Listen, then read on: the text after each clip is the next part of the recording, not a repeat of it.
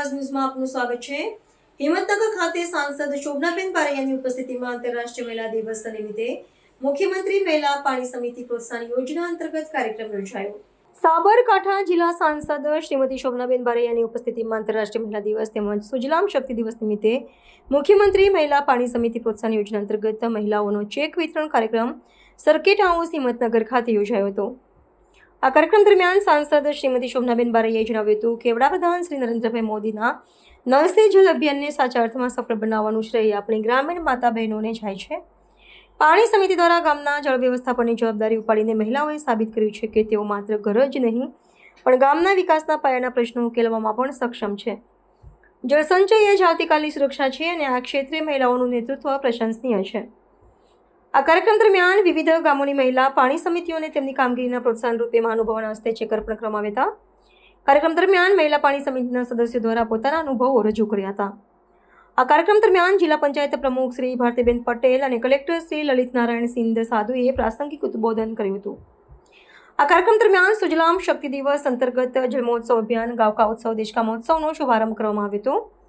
આ કાર્યક્રમ જિલ્લા જળ અને સ્વચ્છતા એકમો વાસ્મોના યુનિટ મેનેજર શ્રી તૃષાબેન પટેલ, ડિસ્ટ્રિક્ટ કોઓર્ડિનેટર શિરીનબેન વિજાપુર, વાસ્મોના કર્મચારીગણ સહિત વિવિધ ગામોની મહિલા પાણી સમિતિના સભ્યો ઉપસ્થિત રહ્યા હતા। રિપોર્ટર મિનેશભાઈ વ્યાસ, તલોદ।